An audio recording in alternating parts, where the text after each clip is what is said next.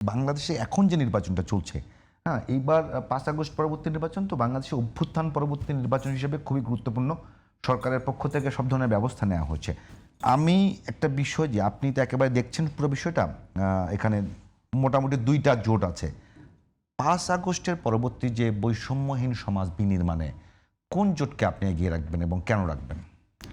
এটা তো বলাটা খুব কঠিন ওই অর্থে, হ্যাঁ না। কিন্তু আপনার এই প্রশ্নের উত্তর দেওয়ার আগে আমি এর আগের সেশনে আসলে আমি আমার কথাটা শেষ করতে পারি। প্লিজ এই কথাটা একটু শেষ করে আমি আপনার পরেটা আসবো। আফগানিস্তানে যখন মার্কিন সাম্রাজ্যের বিরুদ্ধে তালেবানিরা করেছিল, তখন আমরা বেশ কিছু নারীকে দেখেছিলাম যে তারা ওইভাবে বীরের সাথে লড়াই করেছে। তখন কিন্তু আমাদের খুব ভালো লেগেছে, আমরা খুব খুশি হয়ে গিয়েছি এবং আমাদের কাছে মনে হচ্ছে this is the real women empower. Because আপনি একটি সাম্রাজ্যবাদীর এগেনস্টে দেখেন মেয়েরাও করছে। কিন্তু এই 2022-এ যখন তার পরের যে সরকারটি গঠন হলো, তার পরের বাস্তবতা কোথায় গিয়ে দাঁড়ালো জানেন?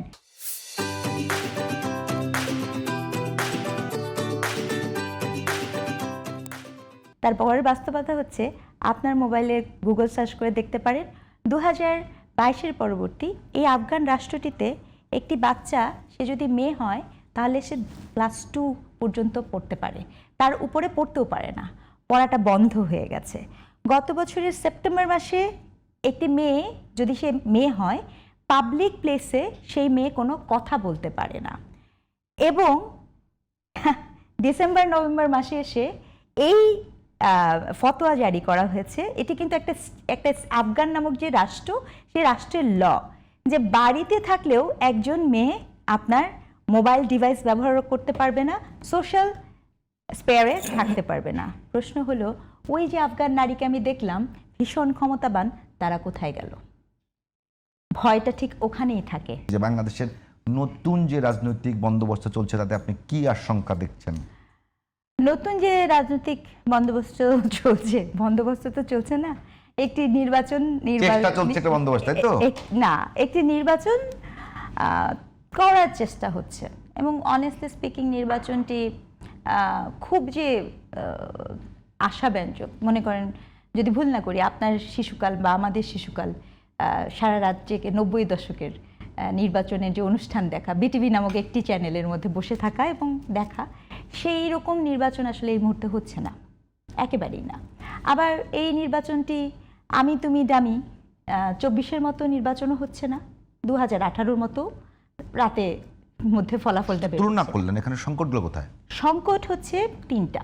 প্রথম সংকট হচ্ছে এই নির্বাচনটি যেভাবে হচ্ছে, যে প্রক্রিয়া হচ্ছে, এটার মধ্যে ওই অর্থে যে মানুষ, জনগণের যে একটা প্রতিদ্বন্দ্বী, ধরেন ব্রাজিল এবং আর্জেন্টিনা খেলা দেখার যেই ভিডিও বা দেখার যে উৎফুল্লতা, সেটা এখানে মিসিং, যতই জোট হোক এবং যেটাই হোক।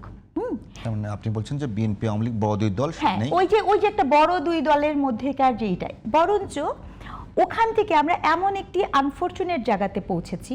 যদি আলাপটা এরকম হতো যে সংস্কারপন্থী বনাম প্রথাপন্থী, তাহলেও আমি কোনোটাভাবে হজম করতে পারতাম। কিন্তু দুঃখজনক হচ্ছে আলাপটা, আপনি খেয়াল করে দেখবেন, প্রায়ই আমি অনেক মিডিয়াকে চ্যানেলে দেখলাম, তারা ইসলামপন্থী বিপরীতে মধ্যমপন্থী এরকম একটি জায়গাতে আমাদের।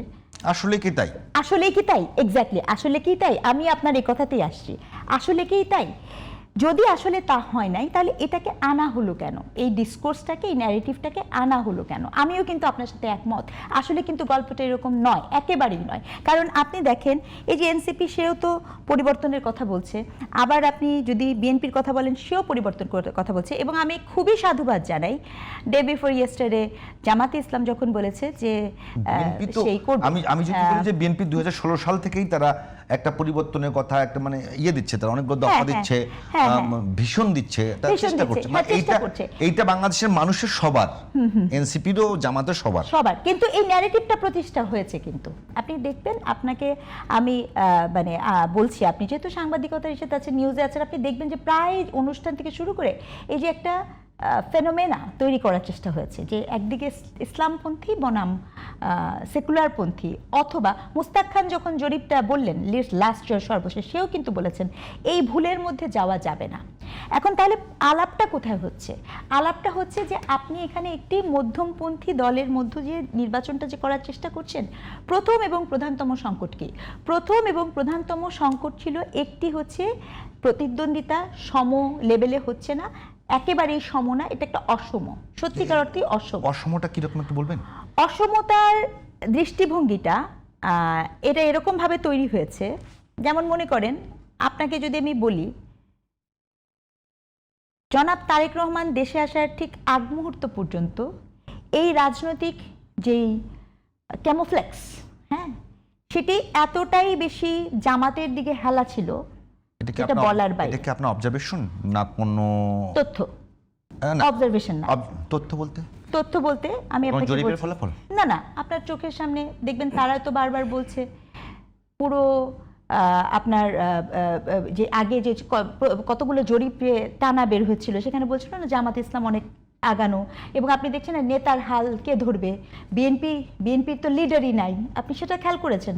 মানে এর আগে যে অবস্থানটা ছিল, যে বিএনপি 45 থেকে না 35 থেকে 40% ভোট, কোথাও গেল 16-17 বছর তাদের মধ্যে কোনো বিভাজন হলো না, কোনো ভাঙ্গন তৈরি হলো না, সেই ভোটের কোথাও কমেছে বলে কোনো খবর নেই।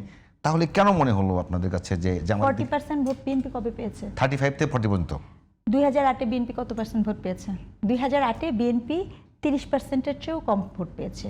2008-এর ইলেকশনের কথা বলছি। 2008-এর যে নির্বাচনটি হয়েছিল, ওই নির্বাচনটাকে খুব বেশি ভালোভাবে নেয় না বিএনপি। না না, বিএনপি না নেওয়াতে তো কিছু যায় আসে না। বিএনপি ধরে নেয়, বিএনপি সবশেষ গ্রহণযোগ্য ভোট হিসেবে নিয়ে নেয় 2001-এরটা। সেক্ষেত্রে তো বলতে হবে সেই সময় তো জামাত ইসলাম তারা 4 দলীয় জোট, সেটি তো বিএনপির একার ভোট না, তাই নয় কি? ওই হিসেবে বিএনপির ভোট এসছে অনেক বেশি। হ্যাঁ অবশ্যই, 35-এর উপরে। আমি 2008-এর কথা বলছি। 40% ভোট আসলে বিএনপি পেয়েছে বলে আমার জানা মতে নাই। হ্যাঁ, তো এখন আমি বল 35 থেকে 40% ভোট বিএনপি ধরে নেওয়া হয়, কোথাও তো বিএনপির ভোট কমলো না এখন পর্যন্ত, কোনো তথ্য নেই। তাহলে বিএনপি কেন মনে হলো যে জামাত অনেক বেশি বেড়েছে কিন্তু বিএনপি একেবারে কমে জামাতের সঙ্গে কম্পিটিশনে চলে গেছে? না, প্রথম কারণ হচ্ছে কেন মনে হলো, এটার 2-3টা কারণ বলি আপনাকে। জামাত ইসলাম যখন বিগত যে সরকার ছিল, সেই সরকার যখন জামাত ইসলামকে এক অর্থে নালিফাই করে দেয়, সেই সরকারটির প্রধানতম টার্গেট ছিল বাংলাদেশ জাতীয়তাবাদী বিএনপি।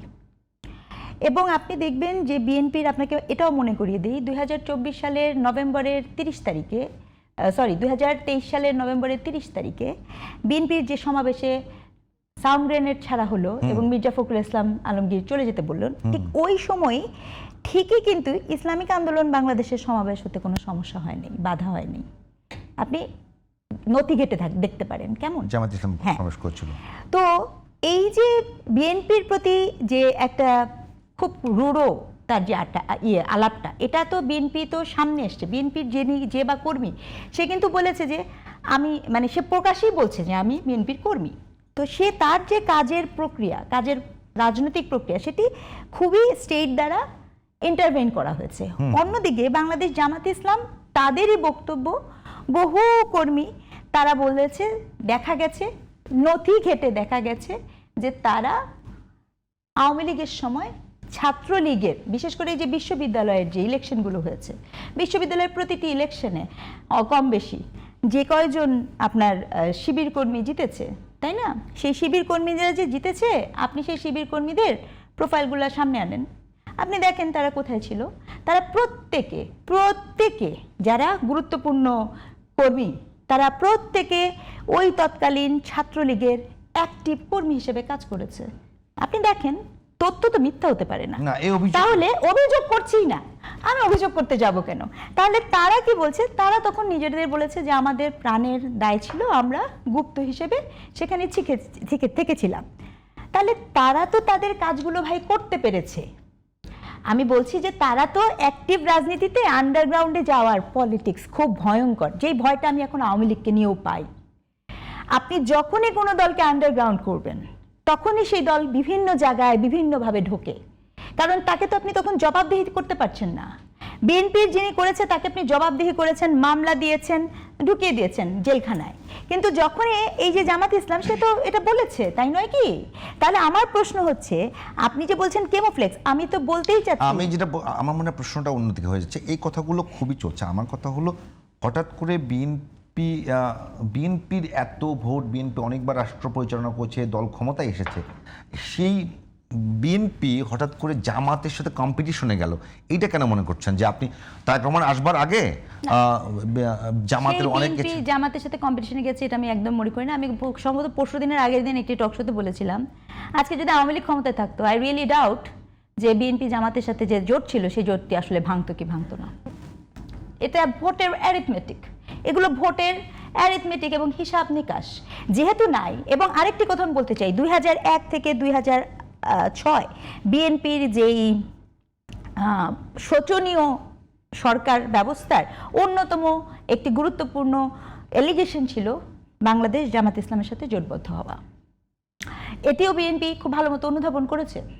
এটি আমার কথা না, বিএনপির যে চেয়ারপারসন ছিলেন বেগম খালেদা জিয়া, তিনিও অনেকবার বলেছেন, নানাভাবে বলেছেন যে জামাত ইসলাম সম্পর্কে তারও বক্তব্য আছে, অনেকেরই বক্তব্য আছে যে উনাদের, কি বক্তব্য আছে? আমি যতদূর মনে করি যে উনারই একটি বক্তব্য ছিল যেটি আসলে ভীষণ রকমের পলিটিক্যাল এবং অ্যারাবিক টার্ম, এটা আমি আসলে ওই অর্থে হুবহু বলতে পারবো না দেখে আমি এই মুহূর্তে বলছি না।